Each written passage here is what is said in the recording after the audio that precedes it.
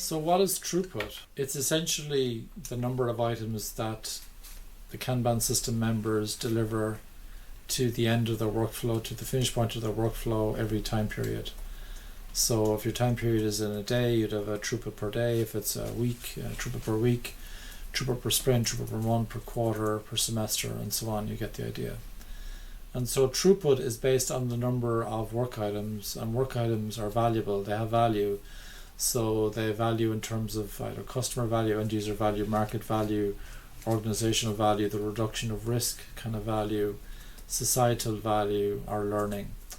And so each work item gives value. So when we deliver a work item, we hope we get value. It's potential value. We don't really know that we have value until we get feedback. And so work items are valuable. So when you're measuring throughput, you should be measuring the delivery rate, essentially, of work items to the finish point on your definition of workflow in a given time period.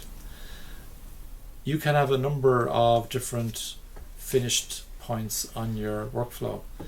You're allowed to have more than one starter point, more than one finish point. You just need a minimum of one. And so you could have throughput to done, for example. You could have throughput to released, throughput to got feedback from the customer, throughput got feedback from the customer, did a tweak and re-released. And you get the idea that you could have a number of finish points.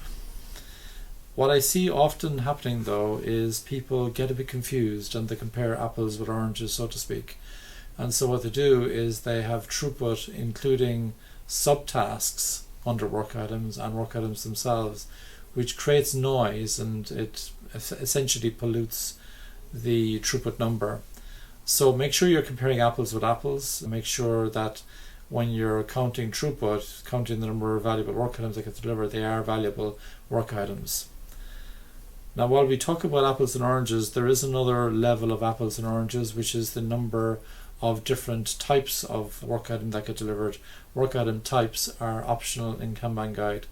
They're very useful in non-software, non-tech, where the difference in the type of work makes a big difference in terms of how long something actually takes. So you can look at throughput in a time period for type of work A versus type of work B, but remember there's going to be noise in the system there. So I prefer to measure maybe throughput in a quarter, semester, something like that. Even a quarter might be a bit too noisy. What do I mean by noise? Well, the basket of work might not be equivalent to previous time periods that you're comparing against, and well, will they ever be comparable really? And I guess if the work is in the complex space where you've got unknown unknowns, it's not comparable at all. So take it with a pinch of salt. Throughput isn't the be all and end all. It's nice to deliver outputs, and that's essentially what work items are. If the finish point is just going to done, if it's not actually getting feedback from the customer. A lot of the time it's outputs, but the quicker we deliver those outputs, the quicker we can find out and learn if we're delivering real value. And so the key is to look at value as well. Is there a way to measure value?